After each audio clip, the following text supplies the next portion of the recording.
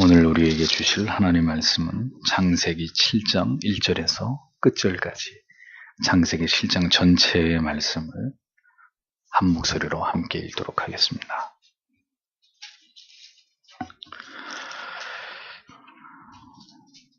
여호와께서 노아에게 이르시되 너와 내 온 집은 방주로 들어가라. 내가 이 세대에 내 앞에서 의로움을 내가 보았음이니라. 너는 모든 정결한 짐승은 암수 7씩, 부정한 것은 암수 2씩을 내게로 취하며 공중의 새도 암수 7씩을 취하여 그 씨를 온 지면에 유전케 하라. 지금부터 7일이면 내가 40주야를 땅에 비를 내려 나의 지은 모든 생물을 지면에서 쓸어버리리라. 노아가 여호와께서 자기에게 명하신 대로 다 준행하였더라. 홍수가 땅에 있을 때 노아가 600세라. 노아가 아들들과 아내와 자부들과 함께 홍수를 피하여 방주에 들어갔고 정결한 짐승과 부정한 짐승과 새와 땅에 기는 모든 것이 하나님이 노아에게 명하신 대로 암수 2씩 노아에게 나와 방주로 들어갔더니 7일 후에 홍수가 땅에 덮이니 그달 17일이라. 그날에 큰 기쁨의 샘들이 터지며 하늘의 창들이 열려 40주야를 비가 땅에 쏟아졌더라. 곧 그날에 노아와 그의 아들 셈, 함, 야벳과 노아의 처와 새의 자부가 다 방주로 들어갔고 그들과 모든 들짐승이 그 종류대로 모든 육축이 그 종류대로 땅에 기는 모든 것이 그 종류대로 모든 새 곧 각양의 새가 그 종류대로 무릇 기식 있는 육체가 2씩 노아에게 나와 방주로 들어갔으니 들어간 것들은 모든 것의 암수라.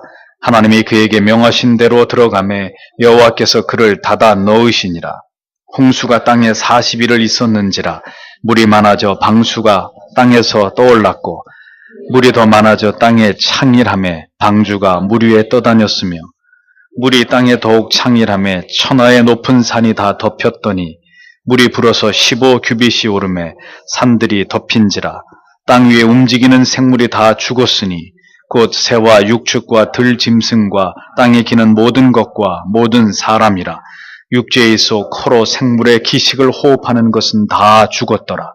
지면의 모든 생물을 쓸어버리시니 곧 사람과 짐승과 기는 것과 공중의 새까지라. 이들은 땅에서 쓸어버림을 당하였으되 홀로 노아와 그와 함께 방주에 있던 자만 남았더라. 물이 150일을 땅에 창일하였더라. 아멘. 자리에 앉으십시오.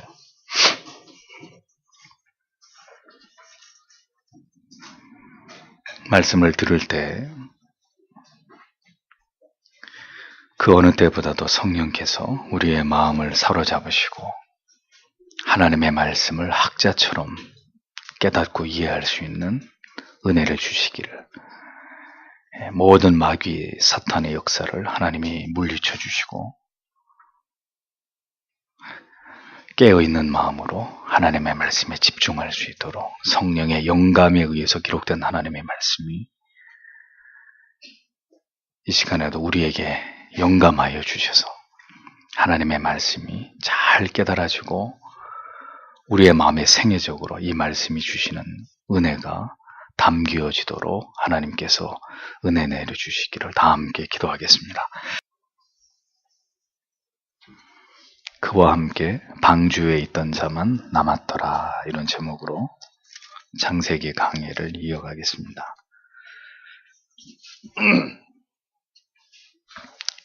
하나님의 심판과 경고가 단지 말씀뿐만이 아니라 실제로 그대로 실행되었음을 성경은 분명하게 그것을 기록을 통해서 우리에게 보여주고 있습니다.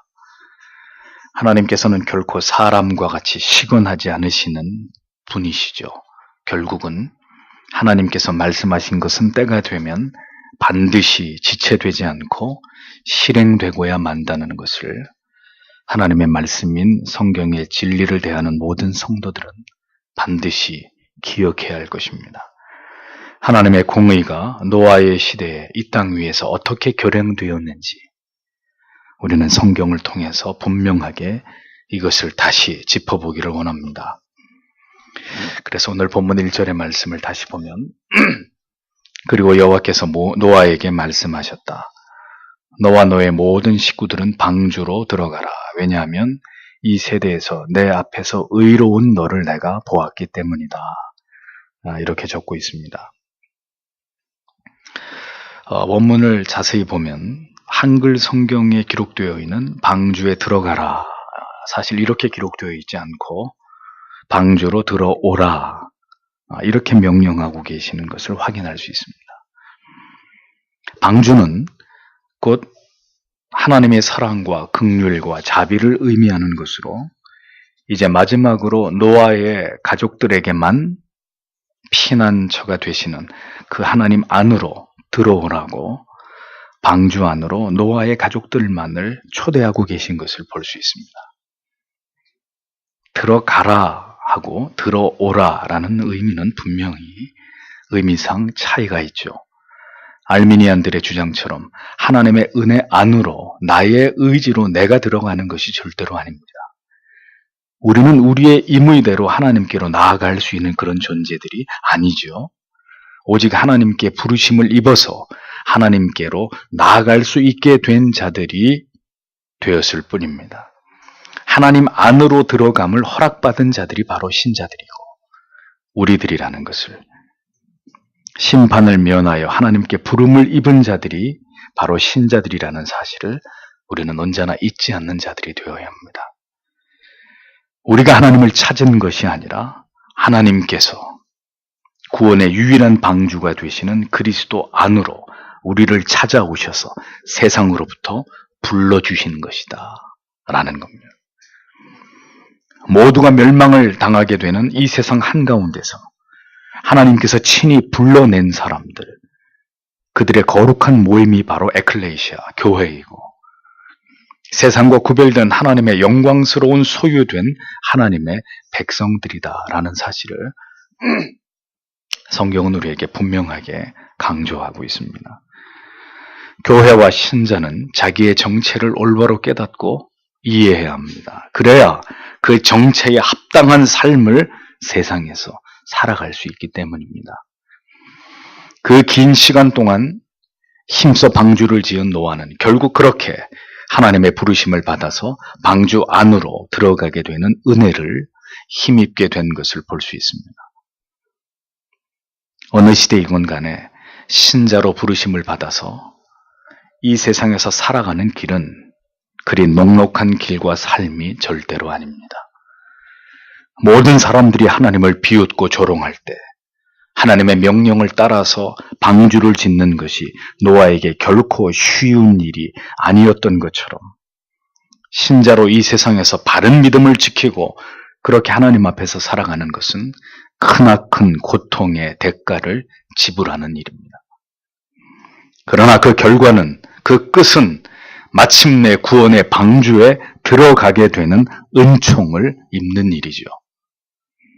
영원한 구원에 이르게 되는 하나님의 놀라운 은혜를 체험하게 되는 일이라는 것을 성경은 노아의 방주를 통해서 이 위대한 교훈을 우리에게 들려주고 있는 것입니다. 노아뿐 아니라 노아의 가족 전체가 그와 함께 부르심을 받아서 방주에 들어가게 되었다는 것을 주목하십시오. 언제나 내가 구원받는 무리 안에 포함되었다는 것은 참으로 행복하고 감사한 일이 아닐 수 없다는 것을 우리는 잊지 말아야 합니다.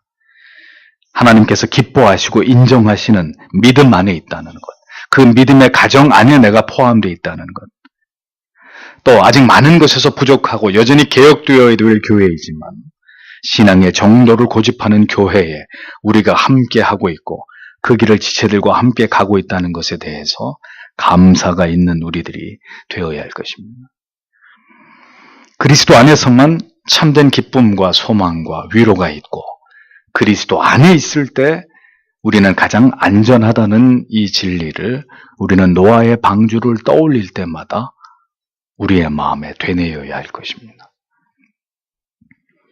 하나님께서는 노아를 방주 안으로 부르신 이유를 성경은 정확하게 밝히고 있습니다. 그것은 그의 의로움을 하나님께서 보셨기 때문이다. 이렇게 기록하고 있습니다. 기억하십시오. 많은 사람들에게 경건하게 보이는 사람이 의로운 사람이 아닙니다. 올바른 진리를 선포하는 교회를 다니고만 있는 사람이 의로운 사람이 아닙니다. 올바른 진리를 선포하는 사람과 그 진리를 듣고 있는 사람들이 의로운 사람들이 결코 아니란 말이죠. 하나님 앞에서 하나님께서 보시기에 참으로 그 악한 시대 가운데서 의로운 자로 하나님께서 인정해 주시는 자라야 그가 의로운 자임을 우리는 잊지 말아야 합니다. 의로움의 절대적인 기준은 사람이 보는 관점이 아닙니다.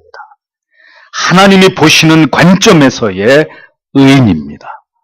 심령을 꿰뚫어 보시는 하나님 앞에서의 의로움, 한순간만 의로운 척하는 것이 아니라 하나님께서 줄곧 그의 모든 삶을 지켜보셨을 때 한결같은 의로움으로 그 믿음을 지켜 나아가는 바로 그 의로움을 의미하는 것입니다. 하나님께서는 오늘도 그렇게 불꽃 같으신 눈으로 알곡과 가라지를 분별하시는 분이십니다. 누가 악인 가운데 의인인지, 누가 의인들 가운데 숨어있는 악인인지 모두 아시는 분이십니다. 결국 의로운 자기 백성들을 그 시대 속에서 모두 확인하시고 찾으시고 그들을 품 안으로 불러 모으시는 그분이 바로 하나님 아버지이심을 우리는 기억해야 되는 것이죠. 악에 가담하지 않는 자, 대부분이 악을 행하고 대부분이 죄악의 관행을 따를 때 홀로 하나님을 두려워하면서 하나님의 법과 원칙을 지켜내는 자, 그는 세상에서 망하는 자 같으나 결코 망하지 않고 오히려 끝까지 살아남는 자가 되는 것입니다. 영원히 멸망받지 않는 자리에 임하게 되는 것입니다. 그것이 의인이 받는 궁극의 영광이고 면류관이라는 것을 노아의 방주는 우리에게 가르쳐주고 있습니다. 오늘도 하나님께서 우리를 지켜보고 계신다는 사실을 기억하십시오. 이 땅에서의 신자된 우리의 삶이 얼마나 가혹하고 힘들고 어렵든지 간에 우리가 잊지 말아야 될 중요한 사실은 하나님께서 그렇게 어느 시대이건 간에 어느 시대의 신자이건 간에 우리를 지켜보고 계신다는 사실입니다. 그렇게 지켜보시고 있는 자들이 있고 전혀 그 뜨거운 시선과 아무런 상관이 없는 자들이 이 세상에서 오늘도 공존하면서 살아가고 있는 것입니다. 하나님의 명령은 이어집니다. 2절에서 5절을 보십시오. 너는 모든 깨끗한 동물은 수컷과 그 암컷 7쌍을 그리고 깨끗하지 않은 동물은 수컷과 그 암컷 1쌍을 내게로 취할 것이다. 또한 공중의 새도 수컷과 암컷 7쌍을 취할 것이다. 모든 땅 위에 그 씨를 보존하기 위해서 이제 내가 단지 7일 안에 그 땅 위에 40일 낮과 밤 동안 비가 오게 할 것이다. 그리하여 내가 만든 살아있는 모든 것을 그 땅의 표면으로부터 쓸어버릴 것이다. 그리고 노아가 여호와께서 명령하신 모든 것을 행하였다. 이렇게 적고 있습니다. 보십시오. 깨끗한 동물을 부정한 동물보다 훨씬 더 많이 방주 안에 들어가게 하신 이유가 무엇이겠습니까? 하나님께서는 필요에 의해서 하나님이 지으신 부정한 짐승들이라 할지라도 그들을 모두 방주 안에 들어가게 하시고 그들을 보존하셨지만 하나님께서는 정결한 짐승들을 더 좋아하시고 정결한 짐승들이 이 땅에 더 많이 살아남기를 하나님이 그렇게 원하셨고 작정하셨기 때문입니다. 정결한 짐승은 대체로 사람에게 유익하고 유용한 짐승들을 의미하죠. 그러니 여러분 자연을 보십시오. 지금까지도 사자의 무리보다 사슴의 무리가 얼룩말의 무리의 개체수가 훨씬 많은 것을 우리가 보고 있지 않습니까? 호랑이보다는 개, 돼지, 소, 양들의 개체수가 월등히 많은 것을 우리가 보지 않습니까? 독수리 같은 맹금류보다는 닭이나 오리 같은 그런 종류의 개체가 훨씬 많은 이유가 여기에 있는 것이죠. 또한 이렇게 정결한 짐승을 더 많이 남겨놓으심으로써 그것으로 하나님께 제사를 드리도록 그렇게 하나님을 기억하고 하나님께 영광을 돌리게 하기 위해서 정결한 짐승을 훨씬 더 많이 방주 안에 태우게 하신 하나님의 뜻이 있다는 것을 알 수 있습니다. 언제나 이 세상에는 악한 것보다는 선한 것이 더 많도록 그렇게 존재하게 하신 것이 하나님의 섭리였고 의도였습니다. 그럼에도 불구하고 다시 죄악이 창궐한 이 땅과 이 시대를 보십시오. 이제는 그 반대가 되어서 악이 월등히 많고 선이 극도로 적은, 불의가 판을 치고 의가 소수에 지나지 않은 때가 되었으니 어찌 우리는 이 시점에서 하나님의 준엄하신 징계와 심판을 또다시 말하지 않을 수가 있겠습니까? 하나님께서는 이제 정확히 다시 7일 후에 40일 동안 주야로 비를 내려서 하나님께서 지으신 모든 생물들을 모두 죽이시겠다고 말씀하셨습니다. 120년이 지나고 다시 7일이 더 지나가서 이제 하나님께서는 이 땅에 마침내 40주야로 비를 내리실 것이라고 홍수가 임박한 상황을 말씀하셨습니다. 하나님께서는 노하기를 더디하시고 오래 참으시는, 마지막 순간까지라도 죄인들이 돌이켜 회개하기를 원하시는 분이라는 것을 성경은 우리에게 알려줍니다. 노아 시대 사람들은 마지막 남은 7일 동안에도 그들은 충분히 돌이킬 수 있었고 회개하고 살 길을 찾을 수 있었습니다. 그러나 아무도, 그 누구도 자신의 영혼을 돌아보아서 하나님의 심판에서 피할 길을 찾는 이가 아무도 없었습니다. 구원과 영생의 문제에 있어서는 누구도 하나님께서 그 앞으로 나아오게 하신 자가 아니면 결코 하나님 앞으로 나아올 수 없다는 진리가 다시 한번 확인되는 부분입니다. 40일 동안 이 땅에 비를 내리게 하신 이가 누구입니까? 성경에 내가 40주야를 땅에 비를 내려라고 적고 있습니다.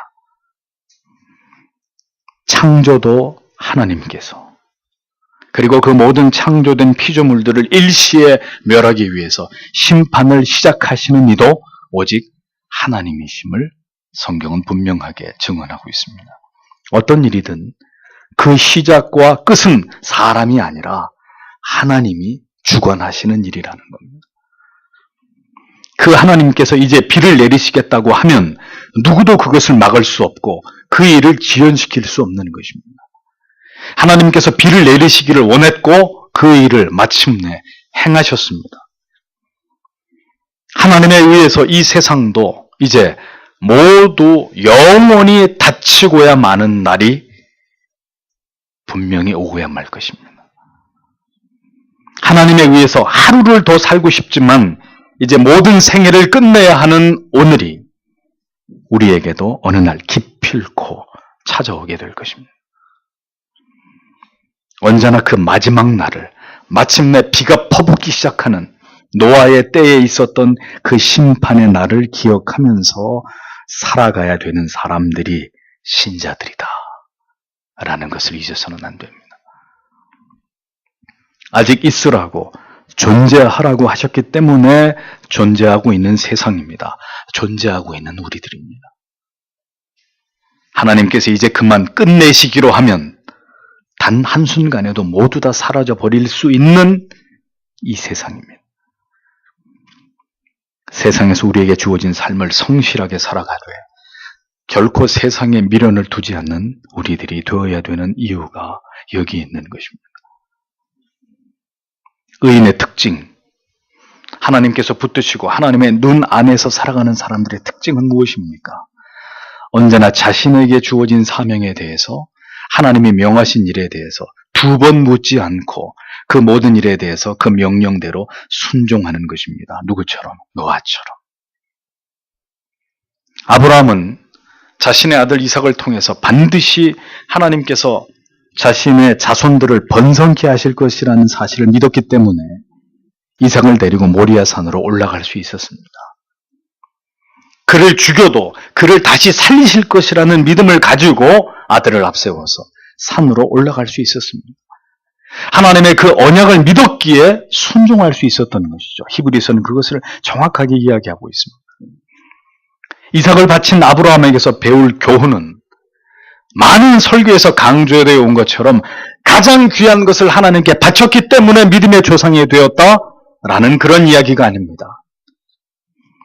귀한 것을 바친 아브라함이 아니라 언약을 믿고 순종한 아브라함입니다. 순종은 언약을 믿는 믿음에서 비롯되는 것이라는 것을 성경은 우리에게 정확하게 말씀해주고 있는 것이죠.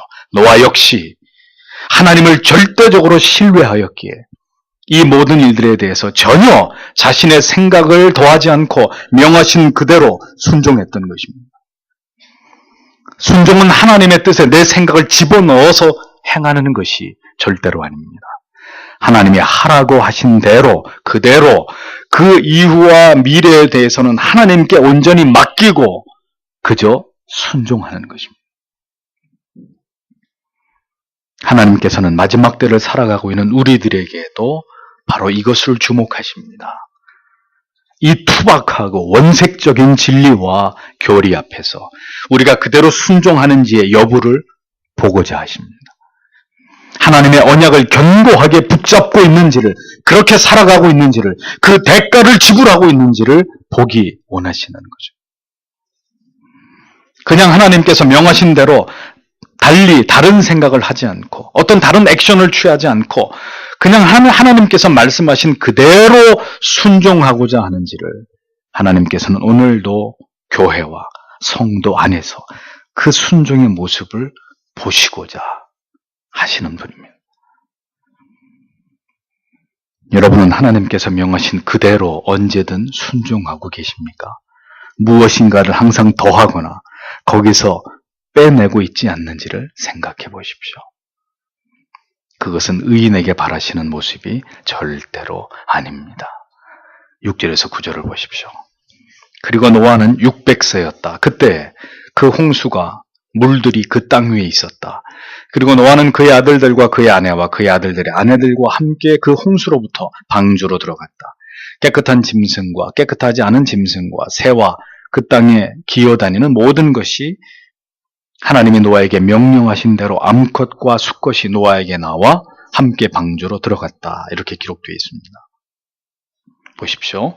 하나님이 명령하신 대로 모든 일들이 노아를 통해서 준행되었고 그대로 이루어진 사실을 다시 성경은 기록하면서 이 모든 일들은 역사 속에서 실제로 일어난 일이라는 것을 증명하기 위해서 노아가 600세가 되던 해에 이 모든 일이 일어났다라고 기록하고 있습니다. 하나님은 명령하시고 그리고 그대로 되어짐을 보시며 그것을 또한 기록하고 있습니다.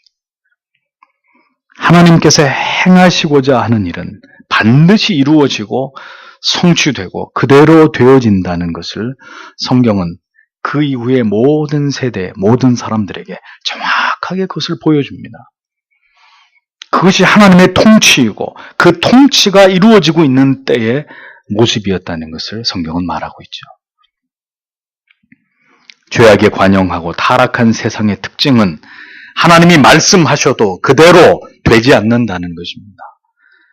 하나님의 뜻이 분명하게 선포되고 그것이 전달되어도 아무도 그 말씀을 지키거나 그대로 행하지 않는 시대가 바로 악한 시대입니다. 하나님의 심판이 임박한 시대를 보여주는 것입니다.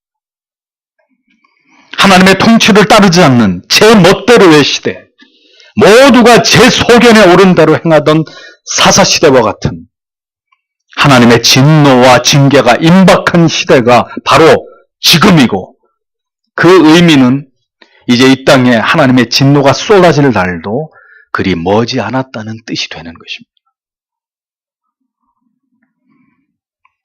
구약의 여러 선지자들도 이렇게 이스라엘의 심판과 멸망을 예고하면서 피를 토하듯 이스라엘의 회개와 돌이킴을 촉구했습니다. 그러나 아무도 그들의 말에 귀를 기울이지 않았고 그 결과는 돌이킬 수 없는 이스라엘 주변의 막강한 열강들을 통한 하나님의 심판과 징계였음을 봅니다. 하나님의 준엄한 경고를 농담처럼 듣는 우리들이 되지 말아야 할 것입니다. 하나님께서 명령하신 것을 지키는 자들이 복이 있습니다. 그 명령이 그대로 이루어지고 성취되는 시대가 참으로 하나님의 축복이 함께하는 시대입니다. 피리를 불어도 춤추지 않고 곡을 해도 우는 자가 없는 시대. 하나님께서 말씀하셔도 모두가 그것을, 그 진리를 비웃고 있는 시대. 모두가 자기가 살고 싶은 대로 살아가는, 설교는 그냥 교회에서 잠시 1시간 동안만 견디면 되는 것이고, 여전히 내가 살고 싶은 대로, 내가 즐기고 맛보고 누리고 싶은 대로, 목회자가 피를 토하듯 외쳐도 내가 싫으면 모두가 싫어지는 그런 제 멋대로의 삶을 살아가려고 하는 자들이 이제는 교회 안에서조차도 점점 늘어나고 있는, 바로 이 시대가 소망 없는 하나님의 심판이 임박하고 있는 그런 시대라는 것을 여러분 분명하게 기억하셔야 합니다. 10절에서 12절을 보겠습니다. 그리고 7일 후에 그 땅 위에 홍수가 있었다. 노아의 생애가 600년 되던 해 둘째 달, 그 달의 17일에 그날의 큰 기품의 모든 근원들이 열렸다. 그리고 하늘의 창들이 열렸다. 그때 비가 40일 낮과 밤 동안 그 땅 위에 쏟아졌다. 이렇게 기록하고 있습니다. 하나님께서 말씀하신 대로 다시 7일이 지난 이후에 홍수가 마침내 시작되었다고 성경은 기록합니다. 노아가 600세 되던 해에 홍수가 일어났다는 이 6절의 기록보다 더 정확하게 홍수가 일어난 시기를 성경이 기록해 놓았습니다. 노아가 600세 되던 해 둘째 달 17일이 홍수가 시작된 날이라고 성경은 분명하게 기록하면서 그 역사적 사실성에 대해서 더 그것을 높이고 있는 것을 보여줍니다. 주석가 하나님의 사람 매튜 헨리는 조심스럽게 창세기를 쭉 연구하면서 나름대로의 계산을 통해서 이때가 창조 이후에 1656년이 되는 해로 보인다고 그렇게 주장을 했습니다. 2세기가 채 되지 않아서, 하나님이 천지를 창조하신 지 2세기가 채 되지 않아서 하나님의 심판이 일어난 거죠. 노아 시대 홍수는 우리가 일반적으로 알고 있는 홍수의 모습과 전혀 다른 양상으로 전개된 것을 볼 수 있습니다. 먼저 큰 기품의 샘들이 터졌고 동시에 하늘의 창들이 열려서 40주야 비가 땅에 쏟아졌다고 적습니다. 큰 기품의 샘이란 바다와 강을 제외한 물이 저장되어 있는 모든 공간의 물들이 솟구쳐 나온 것을 의미합니다. 이 모든 현상은 바다와 육지를 가리지 않고 일어났고 엄청난 양의 물이 순식간에 불어난 것으로 보입니다. 하늘의 창이 열렸다는 것은 창조과학회의 증언대로 대기권에 있는 수면띠가 붕괴되어서 물이 쏟아졌다고 이렇게 볼 수도 있고, 아니면 엄청난 양의 폭우가 쏟아져서 마치 그것을 하늘의 창이 열렸다고 이렇게 묘사한 것으로도 볼 수 있을 것입니다. 중요한 것은 하나님께서는 궁창 위의 물과 궁창 아래의 모든 물들을 동원해서 홍수를 일으키셨고 그 일이 40일 동안 계속되었다고 성경은 적고 있다는 것입니다. 이것이 하나님의 권능이고 하나님의 위엄입니다. 하나님께서 그렇게 비를 내리셔서 이 모든 세상을 물에 잠기게 하시겠다고 하셨으면 그렇게 되는 것입니다. 이런 현상을 달리 과학적으로 설명하고 증명할 이유가 없습니다. 중요한 것은 하나님이 그렇게 하셨다고 하면 그렇게 되어졌다는 것을 믿는 것이죠. 지금도 조금만 집중호우가 내리면 어느 나라 어느 도시건 간에 물난리가 나는 것을 보면 40일 동안 주야로 그렇게 엄청난 비가 쏟아질 때 충분히 이 세상은 물에 덮이고도 남음이 있으리라는 것을 짐작할 수 있습니다. 40일 동안 물이 점점 창궐해가는 동안에 이 땅에서 먹고 마시고 장가들고 시집가고 있었던 자들의 심정이 어떠했을지를 생각해 보십시오. 그들이 경험한 비는 지금까지 경험한 비와는 다른 것이었습니다. 땅에 깊은 샘이 터지고 하늘에 구멍이 난 것처럼 퍼붓는 어마어마한 비의 양을 보면서 그들은 이전에 없었던 두려움이 엄습했을 것입니다. 그러나 그 비로 자신들이 결국 죽음에 이르게 될 것이라는 것은 아무도 생각하지 않았을 것입니다. 그러나 결국은 점점 더 창일해 갔던 비는 결국 모든 생물체들을 수장시켜 버렸습니다. 서서히 진행되고 있는 이 땅을 향한 하나님의 심판도 홍수로 자신들이 죽을 것이라는 것을 결코 예상하지 못했던 노아 시대의 사람들처럼 이 시대 사람들도 전혀 그것을 깨닫지 못하고 있고 대비하지 못하고 있고 먹고 마시고 시집가고 장가가고 있는 것이 아닌가, 이런 생각을 가져봅니다. 모든 이 지구상의 기후와 환경은 여전히 하나님의 명령을 따르고 있습니다.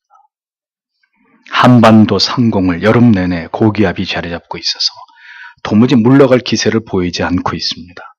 그것이 찜통 더위의 원인이라고 합니다.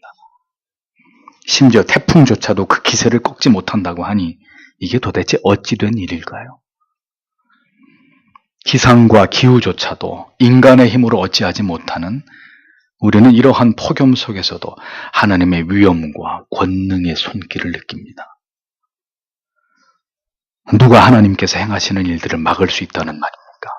지구를 불볕으로 달아오르도록 만들어버리기로 작정하신다면 누가 그 열기를 소멸시킬 수 있겠습니까? 폭염의 집집마다 에어컨 사용으로 전기료가 급증했습니다. 사람들은 모두 이것을 불평하고 있지만 그것이 문제가 아닙니다.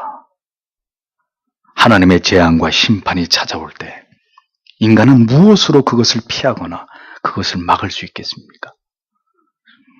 속절없이 인간들은 그 재앙을 받아들일 수밖에 없는 유약한 존재들이라는 것을 우리는 분명히 잊지 말아야 되는 것입니다.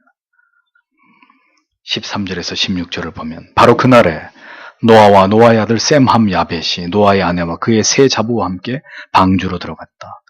그들과 모든 짐승이 그 종류대로, 그리고 그 모든 가축이 그 종류대로, 그리고 땅 위에 기어다니는 모든 것이 그 종류대로, 그리고 모든 새가 그 종류대로, 모든 종류의 모든 새가 그때 그 안에 생명의 호흡이는 모든 육체가 둘씩 노아에게로 나와 방주로 들어갔다. 그리고 들어간 것들은 모든 육체의 수컷과 암컷이었다. 그들이 하나님이 그에게 명령하신 대로 들어갔다. 그리고 여호와께서 그를 넣어 닫으셨다. 이렇게 적고 있습니다. 노아와 노아의 가족, 그리고 하나님께서 모아오신 모든 육축들, 새와 생물들이 그 종류대로 방주 안에 들어가게 된 사건을 성경은 보십시오. 계속 반복적으로 강조해서 기록하고 또 기록하고 있습니다. 이것은 히브리어 문법상의 중원체로 그 의미를 강조하기 위해서 의도적으로 또 기록하고 또 기록하는 어떤 그 기록의 기법, 문법의 내용을 의미합니다. 그러면 성경은 왜 노아와 가족들과 하나님이 정하신 생물체들이 모두 완전하게 방주에 오르게 되었고 그들의 생명이 보존되었다는 것을 반복해서 강조하고 있는 것일까요?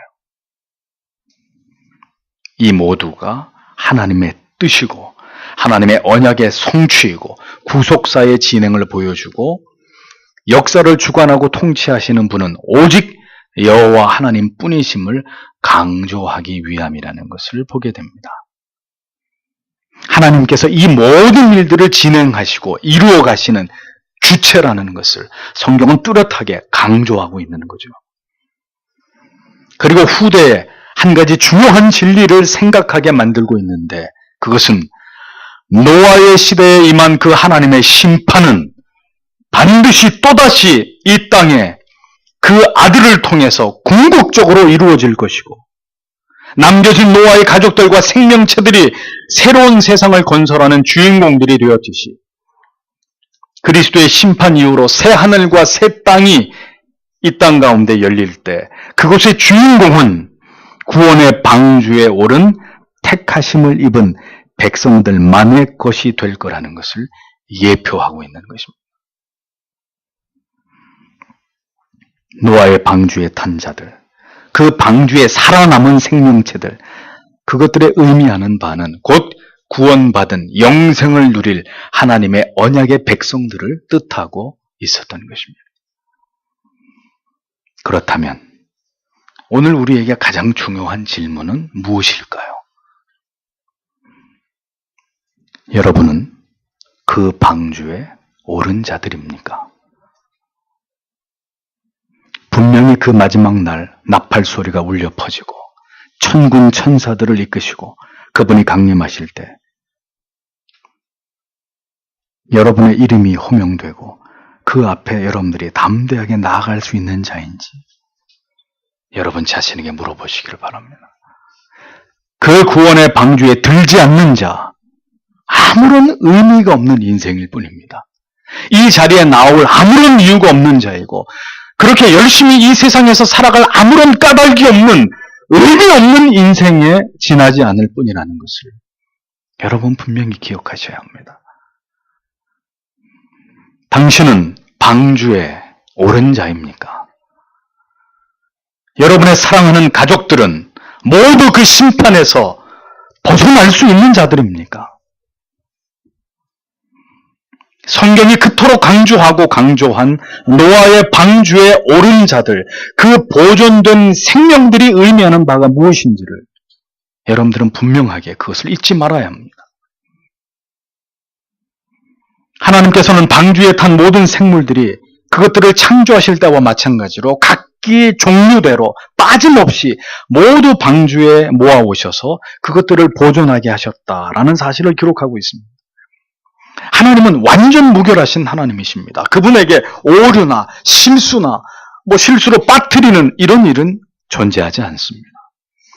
반드시 천국에 와야 될 자가 실수로 오지 못하게 되는 그런 일은 절대로 일어나지 않고 반대로 결코 천국에 들어올 수 없는 자가 실수로 천국에 들어오는 일 또한 절대로 일어나지 않는 일입니다. 하나님께서 명하신 대로 모든 암수가 쌍을 이루어서 방주에 들어갔고 그 모든 일들이 완료되자 성경은 하나님께서 그 문을 닫아버리셨다고 적고 있습니다. 방주를 지으라고 하시고 그 방주에 노아와 그 가족을 태우시고 모든 동물과 새들을 모아오셔서 하나님의 선별 기준에 따라 방주에 타게 하시고 자, 그 모든 일이 완료되자 방주의 문을 닫아 거신 분은 바로 하나님이시라고 분명하게 적고 있습니다. 하나님께서 이제 방주의 문을 임봉하셨습니다. 그것은 방주에 탄 사람들과 생명들을 안전하게 지키시기 위함이고 또 한 가지 하나님께서 정하시지 않은 사람이든 생물체든 절대로 그 방주에 승선하는 것을 막기 위함이셨습니다. 하나님께서 닫으심으로 누구도 열 수 없도록 하나님께서 그 문을 다시 열어주기 전까지는 누구도 그 문으로 나오거나 들어가지 못하도록 하나님이 조치를 취하신 것입니다. 누가 감히 구원의 문을 영생의 길을 제 집처럼 들락날락할 수 있다는 말입니까? 구원과 영생의 문제가 그렇게 전혀 중요하지 않은 주제이고 하나님을 신앙하는 믿음이 그렇게 취미생활하듯이 가벼움으로 일관할 수 있는 그런 문제인지를 우리는 깊이 생각해 봐야 돼요. 영원히 열려있는 방주의 문도 구원의 문도 결코 아닙니다. 반드시 굳게 닫히는 날이 임하게 됩니다. 누구도 들어갈 수 없는 영원히 그 문이 굳게 잠겨질 날이 반드시 도래하게 될 것입니다. 모든 후회와 통한의 눈물은 아무런 의미가 없게 될 것이고 이제 남은 것은 영원히 꺼지지 않는 지옥불에 던져지게 되는 영원히 하나님의 진노의 대상이 되는 일밖에 남지 않게 되는 날이 반드시 이 땅 가운데 임하게 될 것입니다. 아무리 두드려도 물이 차오르는 산 위에 놓여있는 방주의 문은 절대로 열리지 않았듯이 그날에는 그 누구도 그 심판에서 건짐을 받을 자가 없게 될 것입니다. 하나님께서 굳게 닫으신 구원의 문은 그 누구도 열 수 없기 때문입니다. 신앙은 믿어주는 것이 아닙니다. 믿어달라고 애원하는 것도 아닙니다. 그날이 당신에게 찾아온다는 사실 앞에 온 힘을 다해 우리의 구원자 예수 그리스도를 굳게 붙드는 것이 신앙입니다.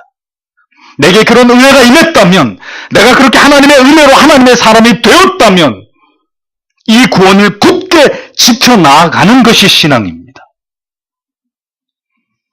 복음은 하나님께서 구원의 문을 닫을 날이 온다는 것을 가감없이 그대로 전달하는 것입니다. 당신이 그 문 밖에 남겨지게 된다면 당신은 영원히 끝없는 고통 속에서 괴로움을 당하게 될 것이라는 매우 명백한 앞으로 되어질 그 일을 우리는 선명하게 전해야 될 필요가 있는 것입니다. 문이 닫히는 날, 모든 것이 끝나는 것입니다. 모든 것이 결정되는 날입니다. 모든 희망은 완전히 사라져버리는 날입니다. 누군가에는 영원한 행복이 시작되는 날이 될 것이고, 누군가에게는 영원한 저주와 고통이 시작되는 날이 될 것입니다. 기독교의 진리는 바로 이 양극을 되도록 선명하게 드러내고 설명하고 선포하고 있습니다. 그러므로 성도 여러분, 이 말씀을 두려워하십시오. 아직 두려워할 수 있을 때 당신은 충분히 두려워함으로 살 길을 찾아야 할 것입니다. 그리고 그 길을 찾았다면 결코 벗어남이 없기를 힘을 다해 간구해야 될 것입니다. 17절에서 22절을 이어서 보겠습니다. 그리고 홍수가 그 땅 위에 40일 있었다. 그리고 물이 증가하였다. 그리고 그 물이 방주를 들어 올렸다. 그래서 그것이 땅 위로 높이 올랐다. 그리고 물이 강이었고 그 땅 위에 더욱 증가하였다. 그리고 방주가 그 물의 표면 위를 진행하였다. 그리고 물이 그 땅 위에 매우 심히 강했다. 그래서 하늘 아래에 있는 모든 높은 산들이 덮였다. 물이 15규빗 깊게 불었다. 그래서 산들이 덮였다. 그때 그 땅 위에 움직이는 모든 육체가 숨을 거두었다.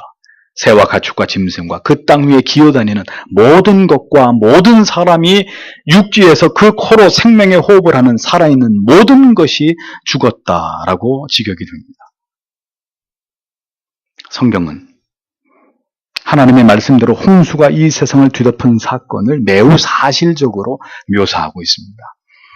40주야를 퍼부은 물이 점점 수위가 높아져서 모든 산들이 다 물에 잠기는 지경에 이르게 되었고, 가장 높은 산 꼭대기로부터 15규빗, 미터로 환산하면 7미터 정도 된 가장 높은 산 꼭대기로부터 물이 7미터나 더 위로 그렇게 물이 가득 채워졌다는 사실을 증언합니다. 그렇게 물이 차게 된 것으로 인해서 이 땅에서 숨을 쉬는 모든 생물들과 사람들이 모두 다 죽임을 당했다라고 성경은 분명하게 강조합니다. 하나님의 완전한 심판이 이루어진 것을 말씀하고 있습니다. 물이 모든 생명들을 죽일 때 그 물 위에 떠 있는 방주에 탄 사람들과 생물들만 살아남았습니다. 모두 죽임을 당할 때 살아있는 것이 구원입니다. 모두 다 지옥에 떨어질 때 천국에서 주와 함께 영생을 누리게 된다는 진리가 바로 복음입니다. 복음은 가장 최악과 가장 최상이 담겨있는 진리입니다. 영생만 이야기하는 것은 복음이 아니고 죽음과 그 이후의 영벌의 지옥과 그 고통까지를 말하는 것이 바로 복음입니다. 죽는다. 모두 다 죽임을 당한다. 그러나 방주에 탄 사람들만 살아남는다. 그들은 하나님의 은혜를 입은 자들이다.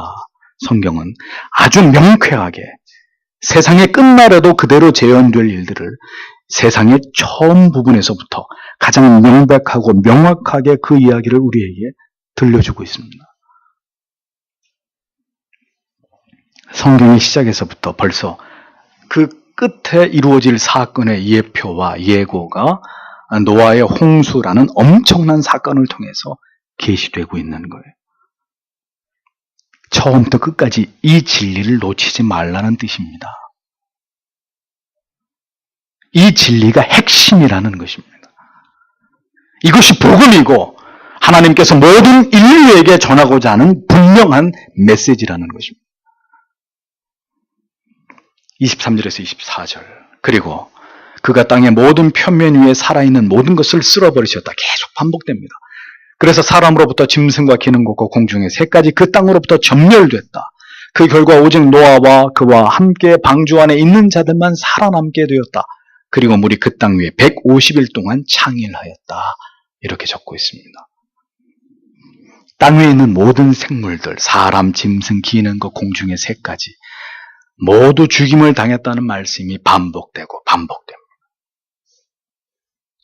그리고 노아와 방주에 함께한 사람들과 생물들만 살아남게 되었다. 성경은 이 사실을 계속 증언합니다. 하나님의 심판이 말씀하신 바와 같이 분명하게 실행되었고 그 결과가 이렇게 나타나게 되었다는 것을 성경은 아주 명확하게 말씀합니다. 땅 위에 있는 모든 생물들이 모두 죽임을 당한 것과 대조적으로 수많은 생명이 수장된 그 물 위로 유유히 떠다니고 있는 방주와 그 안에 있는 생명을 보존받은 자들이 극명한 대비를 이루고 있는 말씀입니다. 그것이 바로 영원히 나뉘어지게 될 이 땅에서 태어났고 존재했던 자들에게 앞으로 찾아오게 될 운명이라는 것을 성경은 우리에게 암시하고 있는 거죠.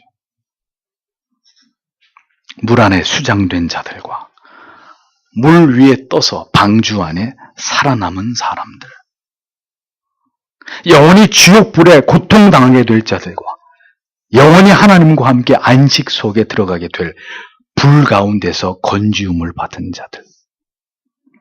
성경 전체는 이 갈래길에서 나뉘어지게 될 두 가지 하나님의 섭리와 예정 가운데 처해진 자들의 이야기들을 담아내고 있는 것입니다. 그 운명의 결정권자가 바로 하나님이시라는 것을 성경 전체는 우리에게 웅변하고 있습니다. 모든 이 땅에 존재하는 자들은 모두 이 운명의 갈림길에 서게 될 것임을 기억하라고 성경은 우리에게 호소하고 있습니다. 그대는 물 아래 깊은 지옥의 불못 아래 잠기워질 자인지 아니면 수면 위에 떠있는 방주 안에서 영원한 안식을 누릴 자인지를 묻고 있는 것입니다. 여러분은 진정 방주 안에 머물고 그 영생을 보장받은 자인지를 자문해 보십시오. 여러분들의 삶을, 그 삶 속에서의 하나님을 향한 순종을 노아의 그것과 포개어 보시고 여러분 자신을 판단해 보십시오. 성경은 결코 농담을, 실없는 말씀을 우리에게 하고 있는 것이 아닙니다. 여러분들의 모든 삶이, 모든 관계가 참 성도임을 반영하고 드러내고 있는지를 자문해 보십시오. 여러분의 가정과 남편과 아내의 관계, 부모와 자녀의 관계, 형제와 이웃과 친지들과의 관계 속에서 우리는 진정으로 이 복음의 정신을 쫓아서 살아가고 있는 사람들인지를 깊이 되물어 보아야 할 것입니다. 여러분은 신자로 살고 있습니까?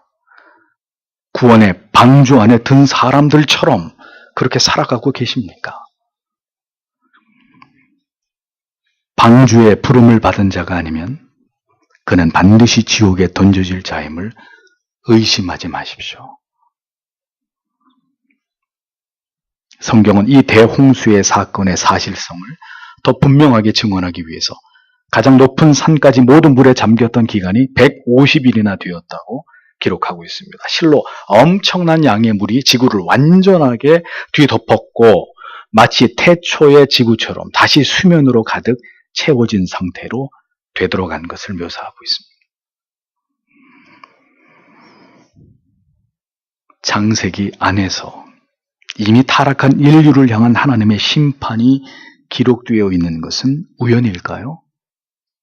요한계시록에 말씀되어 있지 않고 이미 창세기 안에 이렇게 인류가 멸망당한 하나님의 심판이 기록되어 있는 그 까닭이 무엇이겠습니까? 성경은 그 시작에서부터 죄인들을 긴장시키고 있습니다. 이제 그 긴 진리의 대서사시를 말씀하기 이전에 이 성경이 왜, 무엇 때문에, 무엇을 강조하기 위해서 쓰여진 책인지를 바로 이 노아의 홍수의 사건을 통해서 성경은 분명하게 이 강렬한 메시지를 우리에게 던지고 있는 것입니다. 성경에서 심판의 주제는 이렇게 중요하고 모든 신자들의 신앙의 중심에 세워져 있어야 될 주제이기 때문에 창세기에서는 이와 같이 하나님의 심판을 그리고 모든 것을 새롭게 하시는 하나님의 성품을 설명하고 있습니다. 새롭게 하시는 하나님, 그 하나님의 열심이 우리를 새롭게 하고 우리를 다시 태어나게 하고 죄를 지은 자들이 십자가의 구속의 은혜와 사랑 안에서 날마다 돌이켜 회개함으로 다시 새롭게 태어나게 하심을 오늘도 우리에게 교훈하고 있는 것입니다. 노아의 방주가 오늘을 살아가는 우리들의 신앙에 던지는 중요한 화두는 무엇인지를 성도 여러분 마음에 깊이 간직하셔야 합니다. 절대로 신자는 그냥 그렇게 살아가서는 안 될 사람들입니다. 모든 하나님의 계시의 말씀이 역사 속에서 어떻게 예언되었고 성취되었고 또한 앞으로 이루어질지를 바라보면서 오늘도 거룩한 긴장 속에서 그 날을 기다리는 순례자들로 성도는 그렇게 살아가야 되는 사람들입니다. 하나님의 긍휼이 여러분 모두에게 함께 하시기를 소망합니다. 기도하겠습니다.